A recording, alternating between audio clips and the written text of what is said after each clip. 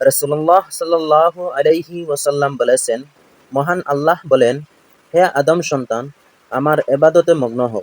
আমি তোমার অন্তরকে ঐশ্বর্যমণ্ডিত করব এবং তোমার দারিদ্র্য দূর করব। তুমি যদি তা না করো, তাহলে আমি তোমার অন্তর পেরেশানি দিয়ে পূর্ণ করব এবং তোমার দারিদ্রতা দূর করব না। ইবনে মাজাহ।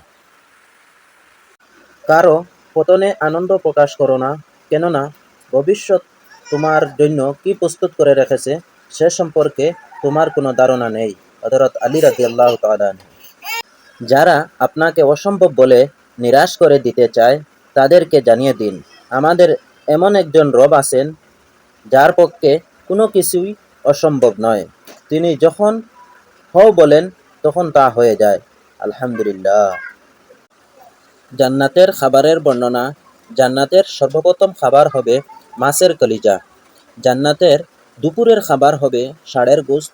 জান্নাতের পানীয় হবে ঝর্ণার পানি, যার নাম সালসাবিল। সহিহ মুসলিম ৬০৩।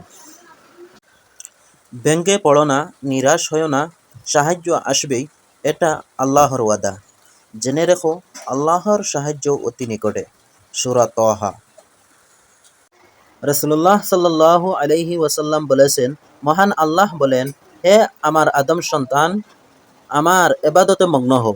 আমি তোমার অন্তরকে ঐশ্বর্যমণ্ডিত করব এবং তোমার দারিদ্র্য দূর করব। তুমি যদি তা না করো, তাহলে আমি তোমার অন্তর পেরেশানি দিয়ে পূর্ণ করব এবং তোমার দারিদ্রতা দূর করব না। হঠাৎ করেই আল্লাহ আপনাকে এতটা খুশি করবেন যে আলহামদুলিল্লাহ বলে খুশিতে কেঁদে ফেলবেন ইনশাআল্লাহ। হঠাৎ করেই আল্লাহ আপনাকে এতটা খুশি করবেন যে আলহামদুলিল্লাহ বলে খুশিতে কেঁদে ফেলবেন ইনশাআল্লাহ। যখন কোনো ব্যাপারে সিদ্ধান্ত নাও, তখন আল্লাহর প্রতি ভরসা করো। নিশ্চয় আল্লাহ ভরসাকারীদের পছন্দ করেন।